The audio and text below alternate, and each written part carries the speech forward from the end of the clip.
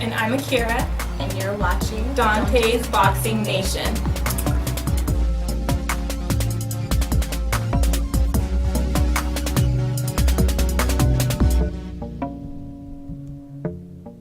Brothers and sisters, I don't know what this world is coming to.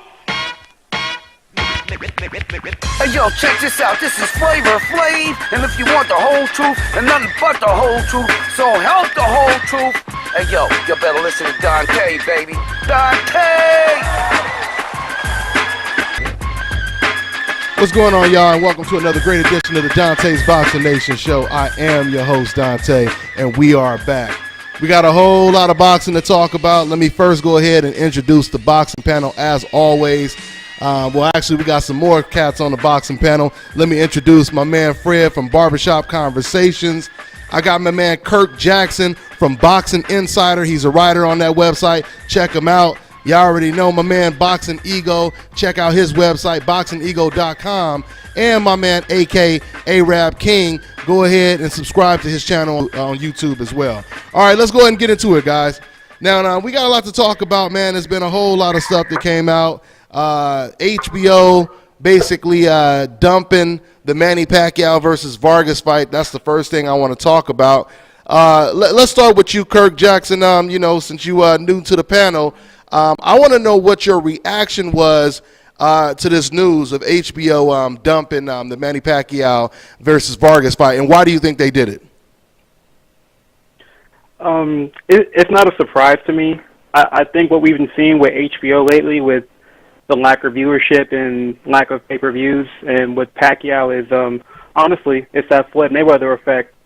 Ever since he kind of shifted gears and went to Showtime, things have been on the downslide. And I think with Pacquiao and Jesse Vargas not being on pay-per-view HBO, I think it shows that there isn't a lot of money in regards to budgeting and promoting the fight and putting the fight on pay-per-view, and it also speaks to the lack of fan demand of wanting to see that fight. Yeah, absolutely. And Fred, the whole thing is, can Bob Arum and Manny Pacquiao, can they recover from this situation? This is bad. This is Manny Pacquiao. He's been with HBO for about 10 years, and all of a sudden they say, look, man, we don't want this fight. Does this just go to show you that they want a certain level of opponent for Manny Pacquiao to face? Like, do you think this means they wanted that HBO, they wanted that Manny Pacquiao versus Terrence Crawford or someone on that level, Fred? Yeah, I certain they wanted Terrence Crawford, but what holds true in this for many athletes, and this is for humans in general, you have to consistently reinvent yourself. Floyd Mayweather being Floyd Money Mayweather to, from Pretty Boy Floyd to Money Mayweather, and now he has Mayweather Promotions. Manny Pacquiao never really took the next step outside the ring versus inside the ring. He really had a persona. He over than that. What crazy is, You're breaking up a little bit, Fred. You're just breaking up a little bit. If you subscribe to HBO, you have to be a double pack because you're paying your subscription fees and you have to watch. So in actuality, HBO is losing time, and I think us as consumers need to raise our voices and be like, hey, if you're not going to give us the fights we want, why should we subscribe to your channel? Yeah. Or to subscribe, And but I'm with everyone else. I wanted Terrence Crawford at any means necessary. You know what I mean? For multiple reasons. You know what I mean? But Manny Pacquiao chose the latter, which is Jesse Vargas. So yeah, my whole thing on Boxing Eagle, I just think, unfortunately for HBO, this just makes Showtime look so much better. Because while they're putting these matches, these mismatches on the network, we have all of these fights coming on Showtime, back to back to back, all these free fights, and sometimes they fill up the whole week with fights. Just this week alone, you have ERROL Spence, and then you have Robert the Ghost Guerrero. So, is this just a good look for Showtime versus HBO Boxing Ego? What do you think? Yeah, I called this. I forecasted this. It's really just, to me, a sign of the times. You look at Manny Pacquiao. 5 years of debate on who would win, him or Floyd Mayweather. Floyd was victorious, so I think that took his stock down. On top of that, you got PBC and Showtime putting out a high volume of fights, a ton of fights. Kareem Mayfield's fighting tonight. Then they have the Big Baby Miller. It's like a quadruple header. That's tonight on Showtime, a random.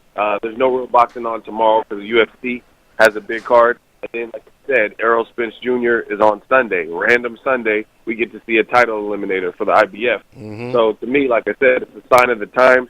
Pacquiao is at the point where, after losing Mayweather, plus dealing with PBC, kind of what Fred said, the fans are kind of speaking with their pocketbook. And I think he's still a big star, but he's not the star he was where he could just fight David Diaz, fight Bradley 1 and 2, and still do 750,000 to $1 million. You know what I'm saying? So I think it's to the point where Pacquiao, he needs another name to help him carry the pay-per-view because they got the Fire Sticks and all these streaming websites and stuff like that. People aren't trying to pay for some bullshit that they didn't want. Me, you, and Fred were all covering Crawford versus Postal, and we all talked about how excellent and exceptional Crawford looked. Postal said, "Oh, he hurt me in the 5th round or whatever it was." Freddie Roach was like, his speed was incredible, and they said Pacquiao can make 140. So, I mean, it seemed like a fight. Everyone was talking more about that particular fight, even though it would have been at 140, maybe 147. Crawford said he wasn't offered at anything. So, again, it's kind of a sign of the times. You're dealing with free TV. Pacquiao needs an elite-level name, someone who is perceived as somewhat of a threat or good business, like a Broner, Garcia, Keith Thurman, Terrence Crawford type of name. And that's why you're seeing HBO kind of dump them. And, yeah, Showtime, PBC killing. Yeah, and like I said in my video, I mean, Pacquiao, he's pretty much in a rare position right now because usually you have the promoter protecting you. You know, you have everyone, you have the networks protecting you. But this is a rare occasion because this is a situation where nobody wanted this fight, you know, when it comes to HBO, when it comes to Bob Arum, when it comes to the fans. Nobody wanted this fight.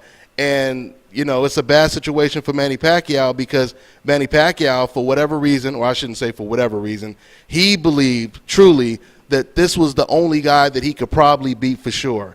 I mean, it's no different than when he fought against Chris Algieri. Manny Pacquiao, he completely felt that this is the one guy out of all the options that I can beat for sure. And there's, you know, not even a guarantee that he can beat him. I just hope for Jesse Vargas that this is more motivation for him to pull off the upset when he sees the way people are criticizing this fight and they're looking at him like a big-ass cherry pick. I just hope this really, really motivates Jesse Vargas. So we'll see, man. I gotta add one thing to that too. The other thing is, what does this tell you about HBO? They've had nurtured the career of Pacquiao for 10 years, and Sergey Kovalev and Andre Ward is in November, and they basically took two people who have been on their network that have never been on pay-per-view, but they're still putting their marbles with Ward Kovalev, two non-pay-per-view stars, as opposed to as opposed to Pacquiao, who's been on pay-per-view. That just shows you they're more confident in two non-pay-per-view stars, people who haven't headlined pay-per-views themselves, in their meaningful fight because they know it's a better fight. It's as a fight, what it means to the light heavyweight division, to me, is more than what Pacquiao, if he beats Jesse Vargas, means to the welterweight division. And it's crazy to see that they have that 10-year history with Pacquiao, but they're choosing two unproven HBO stars. So it just goes to show you Ward Kovalev is definitely a quality of fight, and HBO knows that. So that's why they selected it. Absolutely. And also to add on, oh my bad, I just wanted to add on that not only did they drop the fight, but they got rid of the contract. So he's not messing with HBO going forward.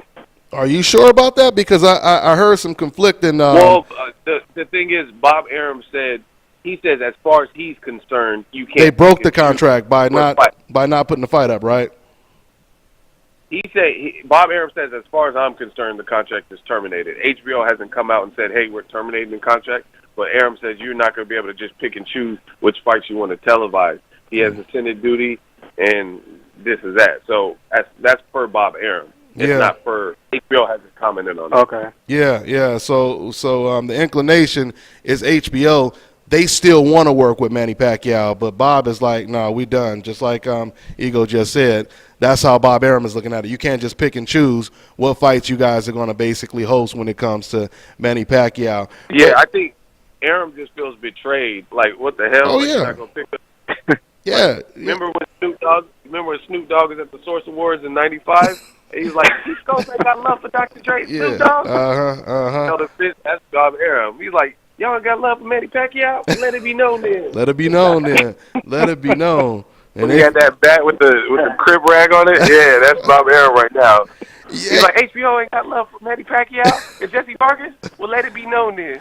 And you know what, man? I mean, I'm telling you, AK, I mean, the whole thing is when you look at the way HBO reacted, doesn't it seem like they reacted the exact same way all the boxing fans did? Do you think that's how they reacted, AK, or is it just that obvious by their actions? Yeah, I think they reacted the same way. I mean, really nobody was calling for the Vargas fight, and he won a vacant title, you know, that he lost initially to Bradley. So nobody was looking forward to no Vargas versus Pacquiao, and HBO was really pushing for the Crawford fight because of, you know, they want him to be this new star, or like the new pay-per-view star on HBO side. But because Pacquiao wouldn't fight Crawford, and he fought Vargas instead, that's why they turned their back on him. But it's kind of messed up, like Ego said, because at the end of the day, this guy been fighting for y'all for the past 10 years. And like you said, Dante, you know, you can't betraying a guy like that who, I mean, I think Pacquiao been getting lowballed after, I think, 2009, after he beat, or 2008 when he beat De La Hoya. I think he should have got paid more than he actually did. And he stick with HBO. Yeah, he didn't leave Bob Arum, and, you know, they turned their back on him. But, again, you can't be picking and choosing like Bradley 3, now Vargas. You got, in between them, you got to fight somebody now, you know. You can't just be, you know, you can't just be, again, I'm going to just say it, you can't just be cherry-picking your whole way. Well, and once... And just... Go ahead. I was just going to say, one part of what AK says I agree with, but I also blame that on Pacquiao, and I've said this for years, is I don't think Pacquiao is as business savvy. I think at this point, a couple years ago, Pacquiao could have did his own promotional company like Mayweather, like Cotto, like De La Hoya, and then he could have did a joint venture with Top Rank and had them like put on his fight. So I don't know if Pacquiao's the same business mind as like a Mayweather. You look at Mayweather, he might possibly sign SHAKUR Stevenson. That's money in the bank. You know what I mean? But you don't really see a lot of other fighters making these power boss moves like that, especially like Pacquiao. Pacquiao, I don't know, he's kind of like more of an employee than a boss to me. He's a good fighter and all that, but I just don't see him making those power moves with his career. He'd rather be loyal and leave it in someone else's hands. I mean, Boxing Ego, since we're talking about that, you remember Max Kellerman, he criticized Manny Pacquiao's move for taking this Jesse Vargas fight. He said it was a cherry pick. Do you think that's somewhat still a little bit of a contradiction for Max Kellerman, because he was saying before this that Manny Pacquiao was the fighter of the decade over Floyd Mayweather, despite losing to Floyd Mayweather. But now he's talking about how he's cherry picking. I mean, is that somewhat of a contradiction? Because to me, Ego, that proves to me deep down, Max Kellerman didn't even believe that when he said that Manny Pacquiao was the fighter of you know, this generation over Floyd Mayweather. What you think, Ego? I mean, I honestly, all promoters, or if you're set to a certain network where you have to kind of prioritize, it's hard for me to believe anything you're talking about when it sounds outlandish. Conflict of interest, yeah. That's the great thing about the YouTube platform. We're mini entrepreneurs. We're our own bosses. So if PBC, Showtime, if HBO, if any of them are doing what they're supposed to be doing, we can speak out and be like, oh, props. Or if they're not doing what they're supposed to be doing, we can speak out. It's not like they're signed, you know what I mean, Top Rank or Mayweather Promotions or Golden Boy or anybody signing our paycheck. So I don't think Max Kellerman, I interviewed him, and I know he's smart in terms of boxing knowledge. I know he's a student of the game. So I personally don't think he believes a lot of what he said about Pacquiao and Mayweather and whose career you would rather have, and that Pacquiao, even though he lost and got knocked out multiple times, is a better fighter of this era because he moved up more divisions. I mean, stuff like that is asinine. That means by default, Evander Holyfield is better because he moved up from cruiserweight to heavyweight and had a successful career, as opposed to Ali, who stayed at heavyweight his whole career. You know what I'm saying? You can't really the weight jump, especially when the lower weight you are, the smaller the jumps. 118 to like 122 is a jump. 122 to 126, 126 to 130. Those are all like small jumps. When you get in the big boy weight classes, it's usually like 8 pounds or something, like 160 to 168. That's why Golovkin don't really want to go to that 68. Yeah, of course. Oh yeah, we gonna talk about Golovkin as always, but go ahead. I just want to make a point right quick about Max Kellerman. On an interview he did in ESPN, because he got he's the new guy on the show. I guess he replaced the other dude. I forgot his name, but Skip he was Bayless. talking about how Skip Bayless. And he was talking about how Manny Pacquiao fought everybody, like before the Mayweather fight or before the Bradley 3 fight. He was fighting everybody and fighting all these best guys. But I'm like, who is this guy that he was? Who are these guys that he was fighting? Because other than Bradley, he fought Mosley after he lost to Floyd. He fought Hatton after he basically got knocked out by Floyd, and he was at his best after that. He fought Rios after Rios after and even Margarito at a catchweight at 150 after he got knocked out by Mosley. Right. And I'm like, who are these guys or these killers that he's talking about that he fought, back in his prime or whatever? That I think he's talking about Floyd, because Floyd did that. Floyd is the one who fought Mosley after his biggest win. But and stuff like that. You know what's funny though, what you saying that, AK? Because I've heard a couple people try to criticize Errol Spence for fighting against Leonard Bundu, and I'm hearing some of the fans, the detractors, of course, the decafs. They're saying I had like 2 people send me a message and say this is not impressive. All he's doing is beating up Keith Thurman's sloppy seconds, et cetera, et cetera. So if that's the case, then you could pretty much say that Manny Pacquiao, you could pretty much say that he's extremely overrated if we're using that logic, because everybody that Manny Pacquiao beat, someone else had already beat them. And not only did someone just beat them, but it was just recent. It wasn't like that person had lost 2 or 3 years ago. It was recent. You know what I mean? So, that's just another little contradiction. At a catchweight. I mean, put that in there too. So you got all the guys coming off a loss or something. Yeah, exactly. And you look at like when they compare Pacquiao demolished Mayweather's leftovers better than him, but Ricky Hatton was undefeated when Floyd fought him. He was knocked out, and I think he beat like Paulie Malignaggi and maybe someone else. And you look at the guys that Pacquiao fought before Mayweather, like Marquez. He struggled with Marquez 3 times, all fights, and then got knocked out by Marquez. Floyd fought him off a 21-month layoff, and then he knocked him down and dominated him for 12 rounds. You know what I mean? Even Cotto, I think Mayweather fought him under better conditions, because Cotto, when he fought Pacquiao, it was at 144, 145, and he immediately after losing to Pacquiao moved up to 54 and fought Yuri Foreman. So clearly his body rejected that low weight, but when Floyd fought him, it was at the full 54. Yeah, of course. There's no doubt about it. And Pacquiao refused. And Pacquiao refused to fight Miguel Cotto at 154. So like Dante, I'm gonna ask you a question real quick too. Pacquiao stopped Cotto at that time after the Margarito loss. He stopped Cotto in the 11th round at a catchweight of 144. So if it took 11 rounds to stop Cotto at a more of a drained weight, do you think Cotto may have actually went the distance or had a better performance at 54? If he fought him 10 pounds higher? There's no doubt about it. I mean, even Manny Pacquiao feels that Cotto would have had a better performance. That's why he didn't take the fight at 154 in the rematch. So, yeah. I mean, And I think to piggyback what you guys are saying, I think most people, when they look at a resume of a fighter, they just see the name and see that they fought Yeah. They don't look at the individual circumstances for each fight, like you guys have talked about. You know, Miguel Cotto and Pacquiao. Cotto at a catch weight.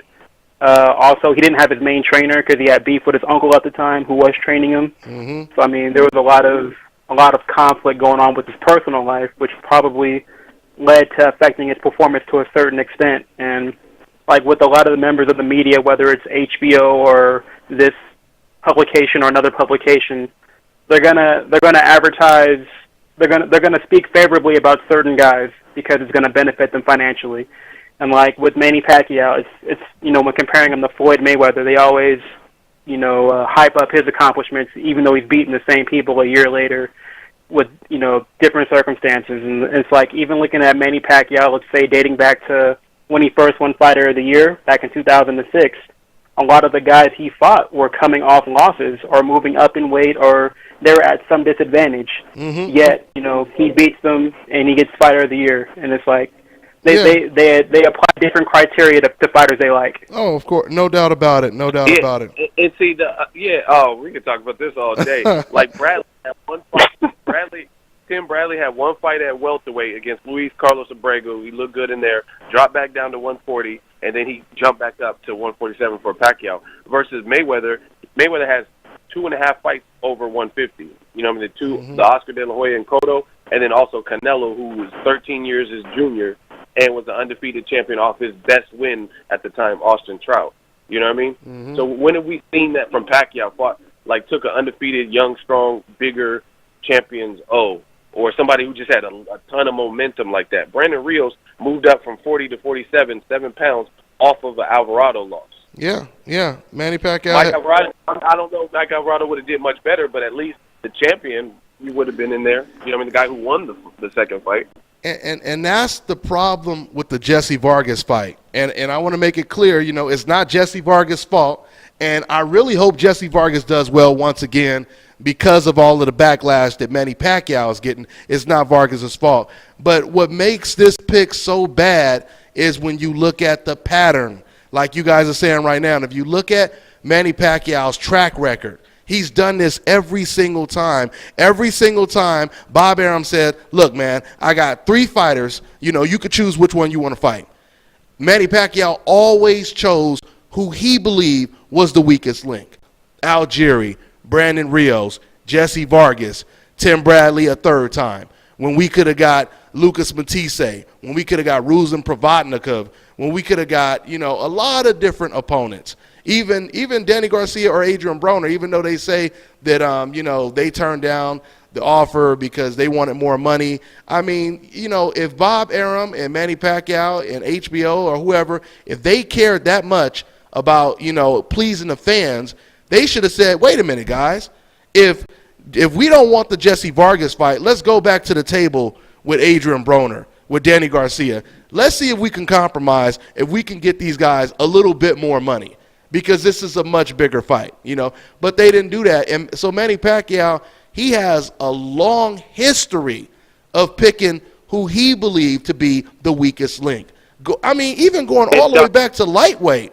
When he was fighting at lightweight, people don't even pay attention to this. But the best lightweight was the Galaxy Warrior, Nate Campbell. And I talked to Nate Campbell. He said that they told me that, no, we're not fighting you at all, Nate. And who did they fight? They end up fighting the flat-footed, walking punching bag, David Diaz. And that's how he got his title at that weight class. So, yeah, Manny Pacquiao's been doing this for a long time. Go ahead, man. I'm just going to say real quick, name the last fighter other than Mayweather, of course, and that was just a huge fight where no one's going to pass up that type of money that they made in that fight. Win-win. Yeah, win-win. Go ahead. Yeah, aside from Mayweather, name the fighter Pacquiao fought where in their last 1 or 2 fights, they didn't look extremely vulnerable. You look at Chris Algieri, he had one eye versus Ruslan Provodnikov in a split decision win at 40, fought Pacquiao the next fight. Brandon Rios was off of a loss. Tim Bradley almost got knocked out and had a concussion versus Ruslan Provodnikov. Then he gets the rematch. You know what I'm saying? Uh-huh. So it's like a constant string. Like you look at Robert Guerrero. I mean, he had Iden fight, then he had Berto, where he looked pretty good in those fights. Canelo was undefeated. He looked good in his Shane Mosley fights, Baldomir, Austin Trout. But when is the last time Pacquiao fought somebody like Crawford, who you haven't really seen the flaws. You would have to find out in the ring on the fight night. You know what I'm saying? Yeah, yeah. And once again, man, this is why I want to get some decaps on the show, man. Because, you know, for all you guys that don't like to hear the truth, you know, I want you guys to come on the show and tell us what we are saying that you guys disagree with. Because everything we are saying, you guys know to be facts. So when you sit over here saying, oh, you know, you hating and all this kind of stuff, all you're really telling us is you don't want us to tell the truth. You want us to make up some stuff to make you feel better, but it doesn't go down that way. But anyway, let's move on. And Fred, man, let me get you back on the horn, man. So me and you. Oh, I'm good. I'm actually listening like a fan. Yeah, no, it's all good. Hey, Fred, we had a real good conversation when we talked about Gennady Golovkin. We talked about all kind of stuff, you know. You said that you didn't give Kell Brook too much of a chance. What was your reaction to Kell Brook outweighing Golovkin by 11 pounds? Is that a good move for Kell? Is that a bad move? What do you think, man? Your reaction? I genuinely believe it was intentional by the account, just so they can sell the fight. But the reality of it, I don't give Kell Brook a chance at all. He's an ABC fighter, right? And so is Gennady Golovkin, but they're on different levels. So I think Gennady Golovkin is the better, stronger, more experienced. I mean, he's traveled more. They probably have the same amount of fights, but I think he's traveled more, a little bit more seasoned. And I don't give Kell Brook a chance in this fight, but I tell you what, I'm going to be watching it. Because it's a sexy fight, and I get to watch it for free. So, yeah, I mean, So I'll be covering the Chocolatito fight. You know what I mean? So, but I mean, is it a good move? He got to lose 16 pounds in 30 days. That's not hard to do. You know what I mean? Considering you gain the weight right back, 'cause you can lose 5 pounds in a workout. You know, you put the sweat cream, you put them bags on you. You can lose 5 pounds in a workout, and you go in and weigh in. And then you get back up to 170. So it's not really a big deal. I don't see it as a big deal. And does Kell Brook just have a real tiny frame? Because even with him outweighing Golovkin, why does he still look so much smaller? He still looks smaller than Golovkin, even outweighing him. I mean, I guess he just has a real small frame. Now, Kirk, you know, we never got your take on this fight. What's your thoughts on the Kell Brook Golovkin fight? I think it's not going to last long. You can weigh a certain weight. I mean, he weighs more than Golovkin right now, but weighing a certain weight and then fighting at a weight class it's a big difference. And from what we've seen from both fighters, I mean, they're both obviously very skilled fighters. I'm disappointed in Golovkin's resume throughout the course of his career, but just watching him, he's obviously very talented. He's a silver medalist in the Olympics. He has a lot of experience. Kell Brook has showcased a lot of skills throughout the course of his career, even though he's fought limited. But, I mean, he did well against Sean Porter. He's a good fighter. I just think his biggest issue is for the style of fight I think he needs to implement to be effective. I don't think he can pull off that style of fighting to beat Golovkin. Like, I think if you're going to beat Golovkin, you kind of have to be a hybrid fighter like an Andre Ward and have the ability to kind of get in his chest and disrupt Golovkin's range so that he can get off his power shots. I don't think Kell Brook can do that. Excellent breakdown, Kirk, because the whole thing is when it comes to Gennady Golovkin, he likes fighters that keep their distance from him. He likes to extend his punches. He likes to catch you. He likes to work off the jab. He likes to counter off your jab with big overhand rights. And that's the whole problem with Kell Brook is he's going to be out there on the outside. You know, you're going to have to fight a perfect fight against Golovkin because once again, you know, when it comes to his street fighter health bar, you know, he's dealing with a 25% health bar. He doesn't have a full health bar like Golovkin does. So Golovkin can make a lot of mistakes, just like Canelo could make a lot of mistakes against Amir Khan. So, yeah, it's an uphill battle. Something else I wanted to touch on is I did a video about it last week. Carl Froch, he's jumped on the wagon with all the other professional fighters. I mean, there have been so many professional fighters coming out basically saying they want to see Gennady Golovkin step up in competition. They want to see him move up in weight. So Carl Froch, he basically, just said the same thing. And it was interesting because after I did a video about it and after Carl Froch talked about it, Tom Loeffler, he responded and said, "We want Carl Froch next." Right? So Boxing Eagle, my question is that all Edeslani Lara or DeGale, is that all they have to do to get a fight? Is just criticize Golovkin when it comes to moving up? I mean, why are they so interested in Froch versus everyone else that's been calling him out? Man, all I'm gonna say is I'm enjoying life. New media. I'm loving life because we've been calling for the same stuff. We've been saying the same stuff. Golovkin's a good fighter. Resume needs work. And it's that simple.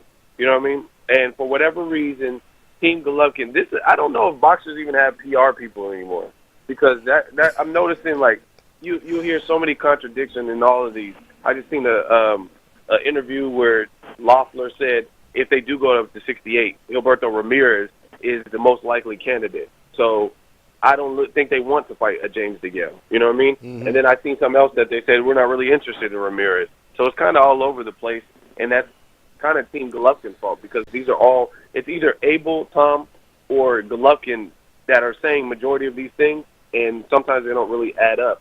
So I don't know what Laura do. To me, just being honest, it seems like they're selective as who they want to fight, and if you have a deep amateur pedigree like Andre Ward, Olympic gold medalist, Edeslani Lara, tricky style with the deep Cuban boxing school, James DeGale, British gold medalist, right? It's like those are fights they don't really care about announcing, but then I keep seeing Carl Froch, who's retired. You know what I'm saying? Like, why you keep calling for this is the bottom line. There's people that are ducking Golovkin. That is true. Like Billy Joe Saunders, I don't know if Danny Jacobs wants it. Cotto, I don't think, won it. So there are people that are ducking him. But you don't – why do you keep picking on the people that don't – you know what I'm saying? It's like a teacher in school. Like, let's say there's a smart kid and he has his hand up, and you don't call on him ever, and then the people who don't have their hand up, they call on you. You know what I mean? Mm-hmm. So why are you not calling on the people – you keep calling on the people that are ducking you or don't want to fight you. We know that. Yep. We know Canelo doesn't want to fight you right away. So why don't you give one of these opportunities to Edeslani Lara, Gilberto Ramirez, James DeGale? You know what I'm saying? Yeah. You're 34. You have to make a plunge to greatness at some point. Beating Kell Brook, to me, that doesn't signify that you're the baddest man on the planet. That's like Mike Tyson at heavyweight knocking out a light heavyweight or a cruiserweight. I mean, I don't mean you're supposed to do that. That don't mean you're the baddest man on the planet. Yeah, it's a lose-lose situation. And I want to, make it very clear. I have always liked a Golovkin versus Froch fight. And I still like a Golovkin versus Froch fight. It's just very frustrating. It's just very frustrating for the fans, though, when, you hear Team Golovkin come out of nowhere and be so eager to fight Carl Froch. I mean, they've even said they're willing to go all the way up to 172 to fight Carl Froch. So, I mean, if that's the case, then there should be no problem with Golovkin fighting the winner of Kovalev versus Ward this November. But, to Tom Loeffler's defense, I don't know how true it is, but they have also said that they want the DeGale fight as well. They said they want the DeGale fight, but it remains to be seen, or we don't know how true it is until we see what happens after the Brook fight. They also said they're interested in the Gilberto Ramirez fight if they don't get Danny Jacobs, because I know they're talking about Danny Jacobs as well. They said, they're available for Danny Jacobs because I believe Danny Jacobs, he's fighting Sergio Mora one day before the Golovkin fight. So they'll be, on a clash. They'll basically be on a collision, and it won't be anything getting in the way of them making that fight. So that's a good thing right there. We down to 5 minutes, man. We done burned up a whole lot of time. But let's go ahead and close out, I guess, with what is it? Errol Spence versus, oh, you know what? We didn't even talk about Shakur Stevenson, man.